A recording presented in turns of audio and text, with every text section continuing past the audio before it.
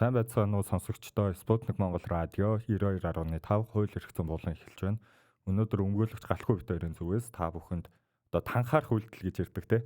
Энэ гэмт хэргийн талаарх юу н ойлголт юу юм бэ? Яг ямар үйлдэлийг танхаарах гэж ойлгоод байгаа юм бэ гэдэг талаар мэдээлэл хүргэх болно. За сайн байцгаана уу сонсогч нараа. Тэгэхээр танхаарах гэхэлэр ерөнхийдөө өгцөө өвд бол хүн болгон ойлгож байгаа. Ямар танхаа итгээд вэ, ямар боломж итгээд вэ гэл те. Тэгвэл энэ гэмтэргийг яагаад өнөөдөр бид ярих болсон бэ гэдгийг талаар бол товчхон мэдээлэл өргөхөд бол одоо энэ цахимаар явагдаж байгаа дийлэнх одоо лайвчд гэж ярих юм уу, инфлюенсерүүд гэж ярих юм уу, эдгээр нөхдүүдийн хувьд бол энэ танхаарах одоо хуучин хуулинд бол гэмтэрэг байсан. Танхаарах гэдэг. Шинэ хуулиар бол юу гэдгийг гэхээр олон нийтийн амгалан тайван байдлыг алдагдуулах гэдэг.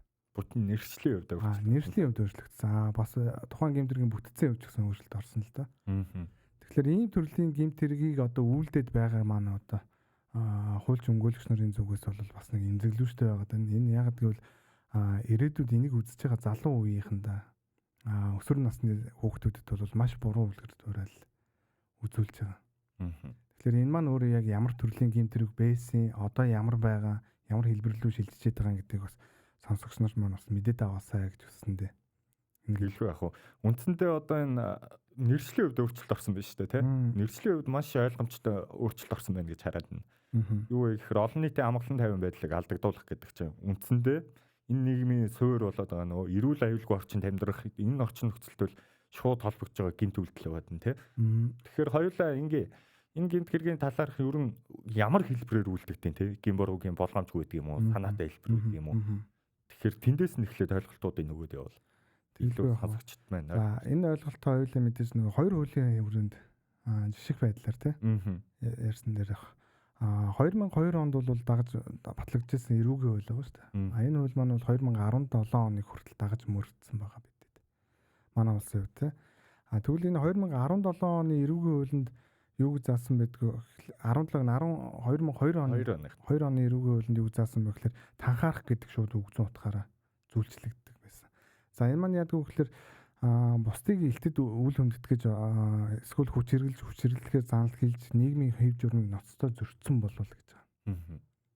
Тэгвэл нийгмийн хэв журам гэдэг нь одоо л нөгөө нэг аюулгүй байдал, эрүүл аюулгүй болчихсон байгаа тийм ээ. Олон нийтийн амгалан тайван байдал гэдгийг л одоо тэгэж тайлбарлаж болно л доо. За ингээл яг танхаа гэдэг маань ерөнхийдөө бусдыг үл хүндэтгээд өөрийгөө одоо юу гэдгийг нэг газар л одоо ингэ самраад идэх таксан согтуу тавиал ингээд энэ үйлдэлийг хэлдэг. За энэ хуулийн маань тухайн үед зохицуултын үед юугаар онцлог вэ гэхээр энийг нэг итгээд дангаараа үйлдсэн байхад энэ гэмтэргийн шинжийг хангадаг байсан. Нэг ганцаараа ойрлоод тахтал ерөнхийдөө танхаарах гэмтэрэг байсан биш үү те? Яг хаана вэ гэдэг гэмтэрэг маань хаана үйлдэгдэх вэ гэхээр болж үлнэ олон нийтийн газар нийтийн хэв журам гэдгээ бариад олон нийтийн газар гэдэг маань орц, хонгол одоо юу гэдгийг үйлчлэгээний газрууд байна, байгууллага, гудамж талбай гэдэг нь л нийтийн газар бол нэг нөхөрлөө танхаараад байх юм бол энэ маань гэмтэрэг болчдөг байсан. За энэ тохиолдолд тухайн үед яг ямар эрүүгийн хариуцлага хүлээлгдэг байсан бэ гэхээр хөдөлмөрийн эзний доод хэмжээ гэж ярьдаг байсан шүү дээ. Одоо бол нөгөө нэгж гэд ярьдаг болсон байна.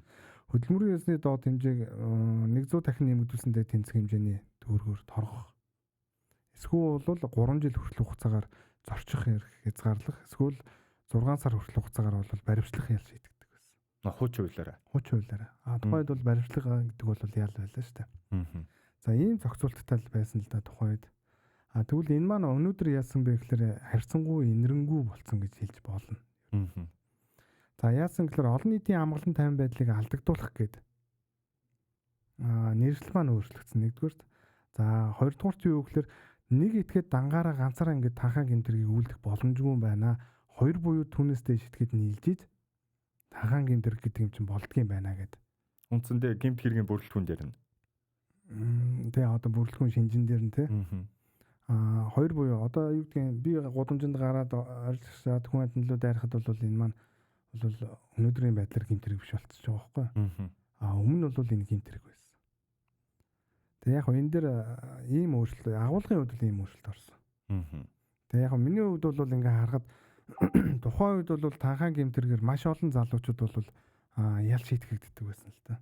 Энэ дээр Юу гэхээр яг миний санаж байгаа жишээнүүдээс гэх юм бол 2012 онд байна. Тухайн үед бол би дадлага хийжсэн. Тэр үед бол прокурор дээр дадлага хийж хахад орцонд ингээд хэдэн хүмүүс огтун шөнө өрөн цагаар арх угаал тамхи татаал ингээд уг нь бол тэднэрт анхаарат байгаа байхгүй юу? Нийтийн жинхнээс нийтийн амгалан 50 байдлыг алдагдуулаад байна шүү дээ. Гэтэл энэ дээр нь зүй ёсны шаардлага тавиад нэг нөхөр ингээд болооч та нар ингээд Орсноос гараад уучих төхөө битэн энд нэ тамхич нь өндөртэй дээ гэд. Шаардлага тавихлаа нөгөө хэд маань эсэргүүцгээр нөхөр гэрлүүгөө ороод юм жижигхэн юм хувц атагсны төмөр аваад нөгөө хэд нүүр нүдгөө нүдцсэн байгаа. Харанхууд ерөөсө тэр нөхөр бол ерөөсө юу гэдгийг өөрийгөө за мэдээс огтон хүмүүс нь би өөрийгөө хамгаалахынтай гарахгүй бол энэ надлууд ярих юм байна гэл гарч ирэл шаардлага тавиал эргэж ороод нүдцсэн. За ингээд танхаа хэрэг тэн дээр бол үүсээд ялын эрүүгийн хуулиар ял оногдуулж байсан. Одоо ийм амархан байсан байхгүй тухайн үед бол. Хүн болгоо ял авах боломжтой шүү. Боломжтой тий.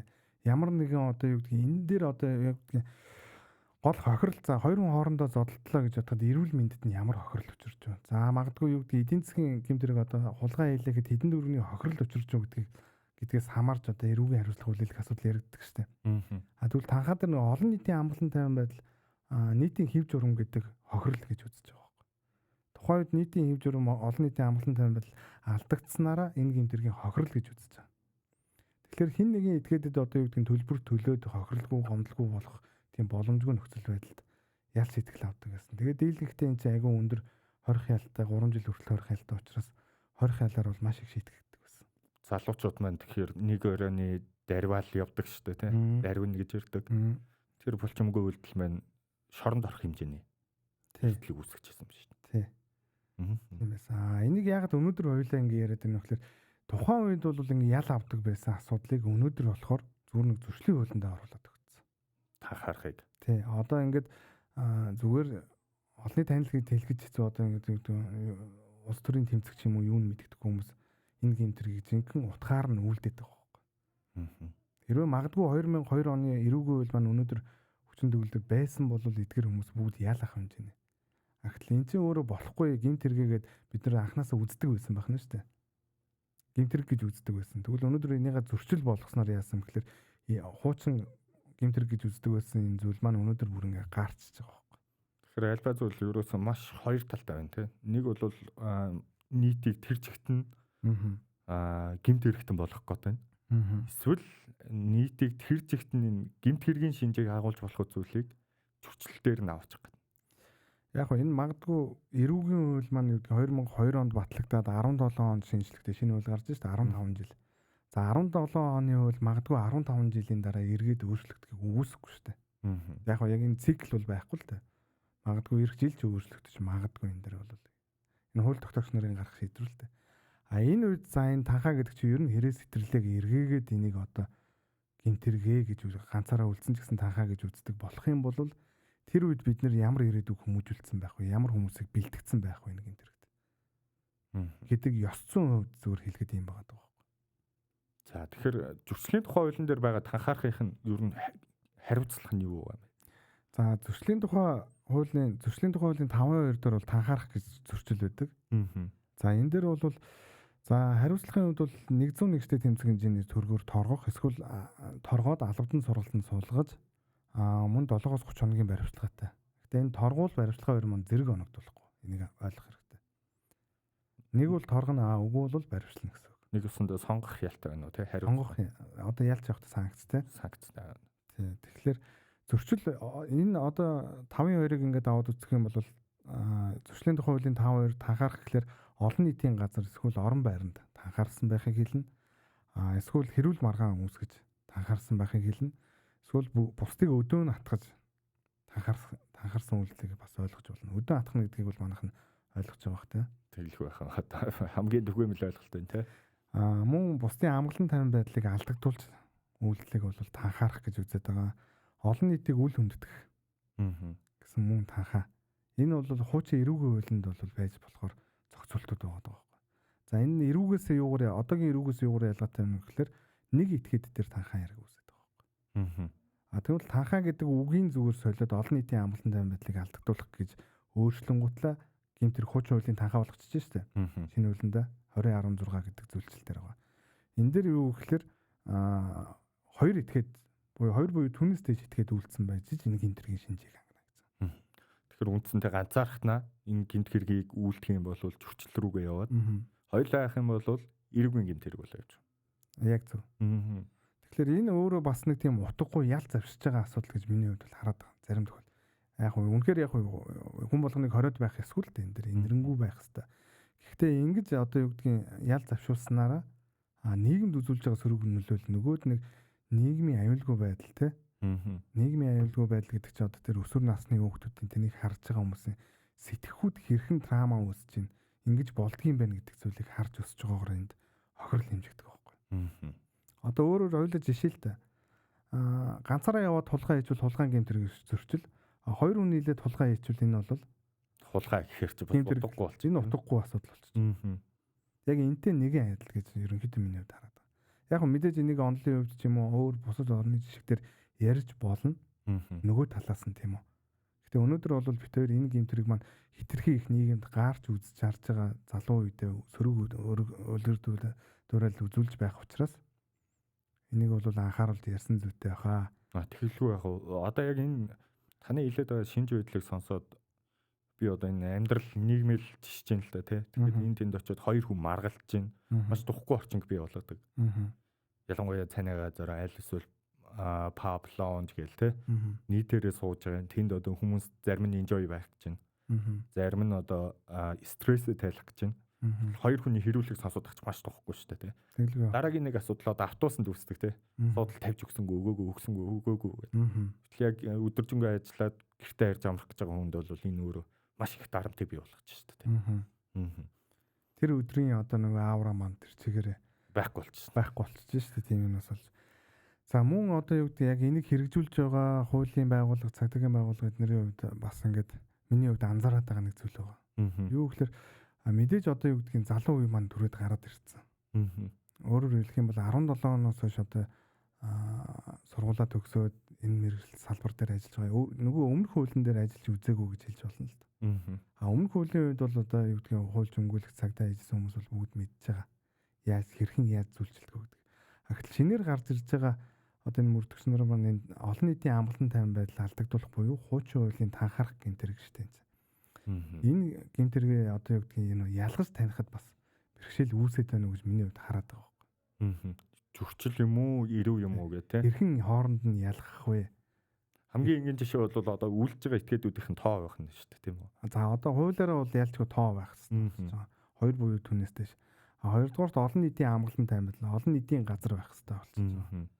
За олон нийтийн газар гэдэг бол зөрчлийн тухай хуулийн тайлбарснаар орон байр агуулга хүн төр амьдарч байгаа буудлын өрөө ч гэсэн орох хэрэгтэй болчихж байгаа.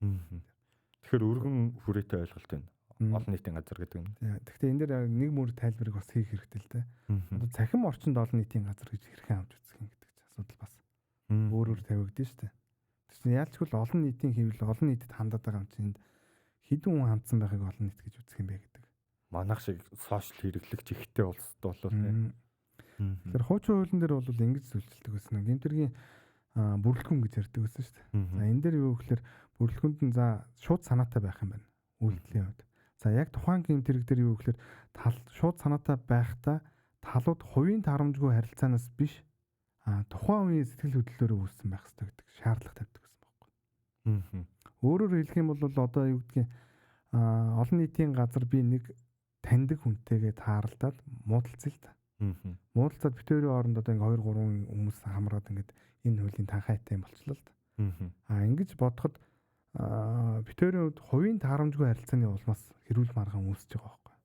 Нэг өсөндөө өмнөх асуудал нэгч хамаагүй яг тухайн орчин нөхцөлд орж ирээд одоо сэтэл маань ахна шүү дээ. Гэмтрэг үйлдэгдээд байгаа сэтэл маань одоо үр зөөлөө нэхэл хүмүүс ч хоорондоо муудалцаад байдаг шүү дээ. Шууд.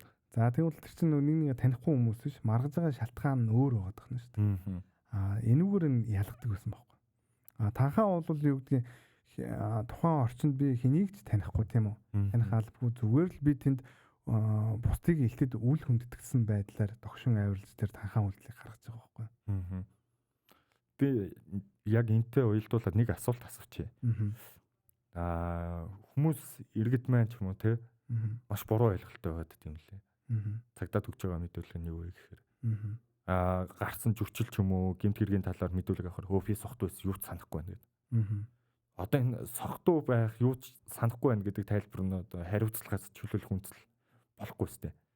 Харин ч эсрэгээрээ тэр хүний эрх зүйн байдлыг дордуулах уу? Тэгэлгүй яах вэ? Ер нь согтуурсан үедээ согтуурлах хундайн зүйл хэрэгсэн үедээ гэмтрэг үйлдэлсэн маань өөрөө хүндрүүлэх нөхцөлтэй болчихж байгаа. Тэгээ санахгүй байна гэдэг бол юу гэдгийг за энэ хүн санахгүй байгаа юм чи орхих гэхгүй шүү дээ. Санахгүй улсын яллагч мөрдөгч гэдэг хоёр субъект байгаа шүү дээ. Улсын яллагч гэдэг зүгээр нэр томьёогоор нь бодоод үстэй. Таныг яллах гэж байгаа юм баггүй. Бүрийн нэрийн өмнөөс. Тэр хүн бол ажиллаа хийж байгаа. Гэхдээ үндсэн чиглэл үүрэг нь энэ гэмтрийг нотолж зохих ялыг оногдуулах гэж байгаа юм баггүй. Тэгэхээр тэр хүн таныг санахгүй байна гэдэг чинь одоо юу гэдгийг ховдоо авч үзээд за санахгүй байгаа юм чи ингээд цагаатах талын юм хийнэ гэж байхгүй шүү дээ. Яг энийг асуусан шалтгаан маань танхаарах гэмт хэрэг ямар үед үүсгэж байна? Согтуурсан үед байна уу? Дийлэнх одоо таныг өмгөөл хийж байгаа юм. Тэгэлгүй яг нь согтуурсан үед одоо юу гэдгийг 17 оноос өмнө гээ хоёлоо урагш хойш гэж яриа л да. 17 оноос өмнө бол хуучин хуулийн үйлчлэл. Хуучин хуулийн үед бол согтуурсан үедээ дийлэнх энэ гэмтрэг үлддэг. Одоо бол ерөнхийдөө гар утас барьсан хүмүүс энэ гэмтрэг үлддэг болох шиг байсан. Харин тэгээд. За тэгэхээр яг өмнөх яриагаа үргэлжлүүлэхэд ингээд гэмтргийн шинжийн хувьд бол тухайн бүрэлдэхүүн гэж байсан л да. Бүрэлдэхүүний хувьд бол нөгөө субъектив шинж буюу нөгөө сэтгэл санааны хувьд сэдлийн хувьд ямар байсан юм бэ гэхээр танихгүй өөрийгөө л одоо нөгөө бусдыг илтэд үлддэгсэн танихгүй юм хүмүүсийн оронд танхаа гэдэг гэмтрэг үлддэг байсан. Тэгвэл энэ яг тайлбар маань өнөөдрийн хүртэл явж байгаа. Гэтэл явж байгаа ч гэсэн энэ гэмтрэг дээр яг бодитоор ажиллаж өмнөх гэмтрэг дээр нь ажиллаж үзээгүй одоо шинэ мөрдөгчид нэр ажиллаж штэ. Шинэ боловсон хүчин байна гэсэн үг байхгүй. Эдгээр маань юу гэхээр яалтчгүй олон нийтийн амгалан тайван байдлыг алдагдуулсан гэмтрэг дээр гэмтлийн зэргээр нь зөрчлөө явчихдаг. Заавал хохирлохын шаардлагатай нь. Тий. Бодит. Яг тэгэхээр энэ хүмүүст маань нөгөө практик туршлага дутаад байна уу гэж миний зүгээс харж байгаа. Гэхдээ энэ бол бас бүгдийг нь хэлээгүй шүү дээ. Яалчгүй над дээр өнгөлүүлж байгаа хэрэгүүд дээр энэ хэрэг дээр эрүүгийн хуулийн 2016 буюу олон нийтийн амгалан тайван байдлыг алдагдуулах гэмтргийн шинж хангагдсан байна. Иймээс энэ гэмтргийн шинжийн дагуу ингээд шалгаж өгнө үү гэхлээр нөгөө хэд маань ингээд тийм шинж байхгүй байна л гэдэг. Гэтэл хуучин хуулийн нүр үзсэн хүмүүс бол энэ танхаа гэмтрэг мөн байна гэж шууд хараад ойлгож байгаа байхгүй. За энэ дээр би яг бодит нэр усгүй жишээг нь яриа л да тий. Тэгжиж сонсогч нарт маань одоо дөүлэн ойлгомжтой бол дөүлэн гэмтргүүд гэдэг шиг одоо бодит гэмтргүүдийн жишээ ярил ойлгомжтой болох байх. За одоо юу гэдэг ресторанд ингээд найзтайгаа хоол идээ сууж байсан. Гэтэл тэндээс нэг танихгүй ширээнээс хүмүүс дуудаад байгаа байхгүй. Өдөөл ингээд хоргоогоол тэр ширээнд байгаа хүмүүс зүгээр болохгүй гэдэг хэдэн залуучууд. Тэгээд тэр хэдээс нэгийг дагуулад явсан байгаа. Дагуулгатай яг нэг нь бол зүс таних хүн нөхөр сайн үчи тэр мөн байна. Манай ширээнд төрөө дээрээ манайх нэг хундаг дуулгая гэдэг те. Тий ингээд манай эдтэй танилцаач гэгээр өөрөөж бараг сайн танихгүй байгаа шүү дээ тэр хоёр нэг. За ингээд нэг зүс мэдих шахуу хоёр нөхөр ингээд ширээнд нь дагаад очиж байгаа. За ширээнд нь очиж суусан чинь нөгөө нөхдүүд нь илтэд ингээл нөгөөтгөө дээрлэхээл ингээд янз бүр болоод байна шүү дээ. Тэгэхээр мань очисон нөхөр маань тэсгүй муудалцаад нөгөө хэдтэйгээ зодон үсэж байгаа. За энэ зодоныг нөгөө тухайн газар ажиллаж исэн зөөгч залуу бол салах гээд очдөг юм. Ахил зөөгч залууг нь 2-3-аар зодчих байгаа юм төлхөө дэрлэгээд. За ийм гэмтрэг болж байгаа. За ингээд шүүх эмнэлэгт үзүүлсэн чинь зөөгч болон нөгөөд нэг очисон залуу хоёр дээр хоёулын дээр хөнгөн гэмтэл үүсэж байгаа байхгүй. За ингээд энэ гэмтргийг хоёр хүнд ингээ хөнгөн гэмтэл учруулсан эрүүгийн хуулийн 11-6 зааснаар хөнгөн гэмтргээ шалгаж байгаа мөржүүлэх ажиллагаа хийгдэж байна тэн дээр. Гэтэл яг өмгөөлөгчийн нүдээр харахаар энд нөгөөд олон нийтийн амгалан тайван байдлыг алдагдуулах гэмтрэг маань яваад байгаа байхгүй. Давхар үлдэгтэй тий. Олон нийтийн газар байсан уу? Байсан. Хоёр ба түүнээс дээш үү дээш. Тий. Тэгээд байгууллагын хэвийн үйл ажиллагааг алдагдуулсан. За ингээд энэ дээр ийм 2016-аар зүйлчилж өгөөч наадхан дээр ингээд. Тэгэхээр энэ хүмүүс нэгнийгээ тандгийн байна гэдэг байгаа байхгүй. Тэгвэл энэ за анх ширээн дээр зүс таних хүмүүсийг за окей болъё. Таньдаг байж болно. Тандгүйж байж болно. За тэгвэл энэ зөөгч залууг таньдаг юм уу? Тийм үү? Мэдээж байгууллагын зөөгчийг танихгүй шүү дээ. Тэгвэл энэ зөөгч залуу бүлэглэж дайрж байгаа мөн өөрөө 2 буюу түүнээс дээш итгээд болчихлоо шүү дээ. Тэгээд тэр байгууллага дотор болчихлоо. Энэ өөрөө гэмтэргийн шинж чинь тусдаа гэмтэргийн шинж яваад байна шүү дээ. Энийг манайх нь ойлгох хэрэгтэй л дээ. Хэрвээ нэг үйлдэлээр хит хитэн гэмтэргийн шинжийг хангасан байх юм бол үйлдэл тус бүр дээр нь эрүүгийн хэрэг үүсэх байхгүй.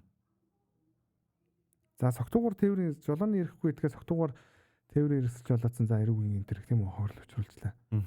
Тэгвэл энэ дээр чинь давхар өөр төрлийн гэмтэр заас одоо зүхтаж тэн дээрсээ зүхтаагаад өөр хүн амьтан мөрөгдөг ч юм уу бусдын эд өрөнгөд тохирол учруулж. Санаатай байлаа гэж үү. За тэгвэл энийг яахын давхарлал зүйлсэн шүү дээ. Жишээ нь. Тэгэхээр яг энэ шиг одоо юу гэдгийг гэрт нь хулгай хийх гээд орлоо. Орсон чинь юу гэдгийг нэг бага насны хүүхд гэдэг юм уу юу гэдгийг том хүн ч байж болно шүү дээ. Тэгвэл тэр хүнийг нь одоо харангуутлаа хулгайн гэмтэргээр орчл нэвтэрснээр хулгайн гэмтэрэг дуусчихсан. Ороод хүн байхын мдэггүй өөдөөс нь гэрээ хийсэн байхлаа нөгөө хүнийг хүлдэг ч юм уу яадаг ч юм уу хэрэгжилээ. За энэ маань өөрөө юу гэдгийг зоддсон байвал эрүүл мэндэд нэг гэмтэл учруулчлаа. Ингээд нэг сэтлэр ингээ гэмтэргийг хийгсэн боловч тэр үйлдэлтэй өөр гэмтэргийн шинжийг хангаад байх юм бол тэр болгон ч л тус тустай гэмтэрэг гэж явах байхгүй. Энэ бол эрүүгийн хуулийн дээр маш ойлгомжтой асуудал л та.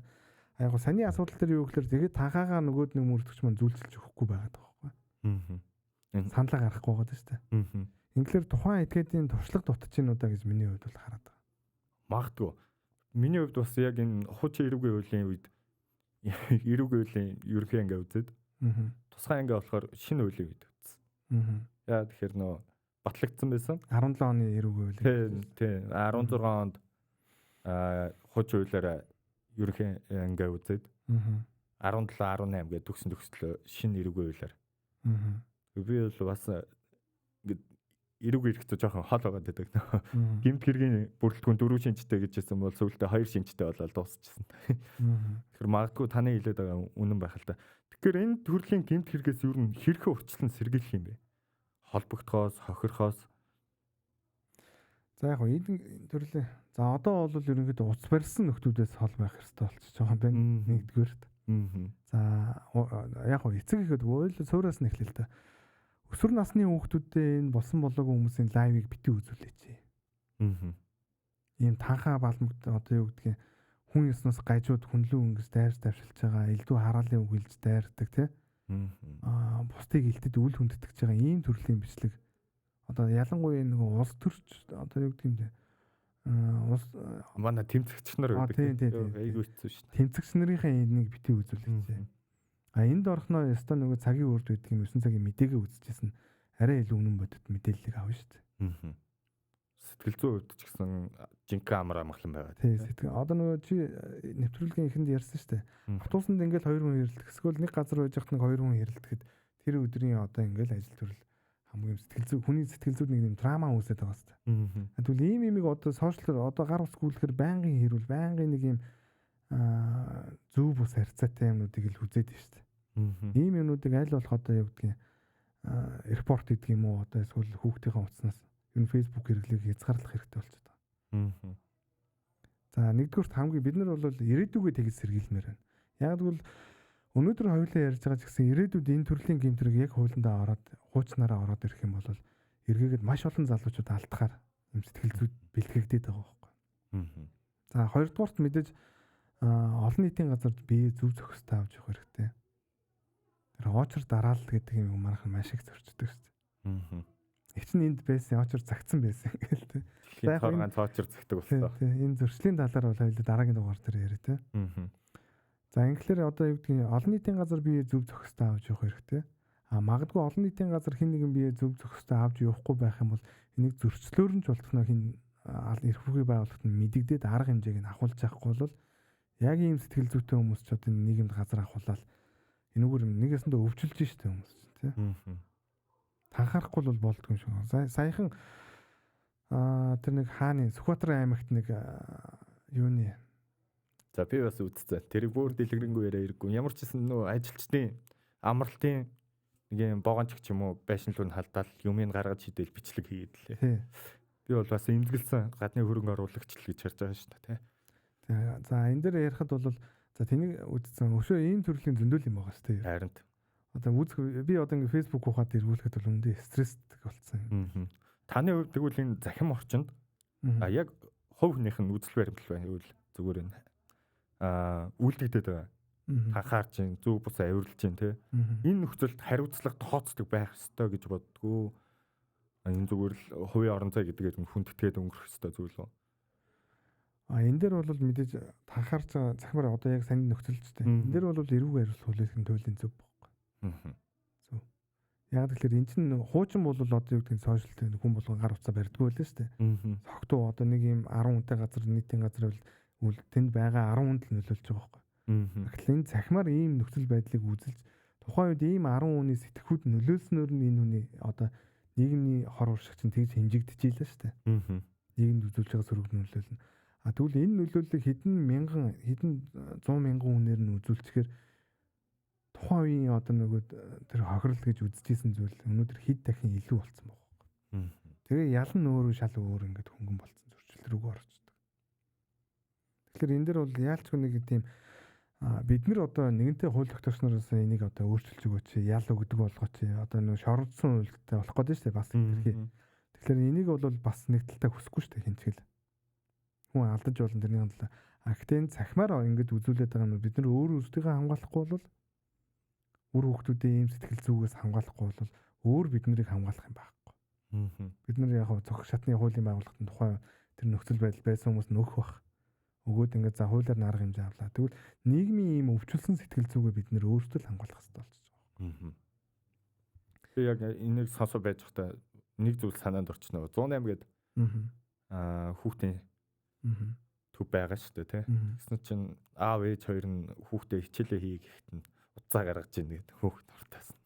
Тий, тийм юм зөндөө болчих. Тийм сэтгэл зүг бол яг бэлдээд байгаа юм тий. Тэгэхээр одоо нэвтрүүлгийн цаг манд дуусгах гэж байна тий. Тэгэхээр энэ үргэлж сонссон бас сонсогч нартай баярлалаа. Дараагийн дугаараар битээр бас танхаарах болон бусад төрлийн зөрчлийн талаар илүү дэлгэрэнгүй ярихаар бэлдэнэ. За баярлалаа. Энэ үргэлж сонссонд баярлалаа. Баяртай. За.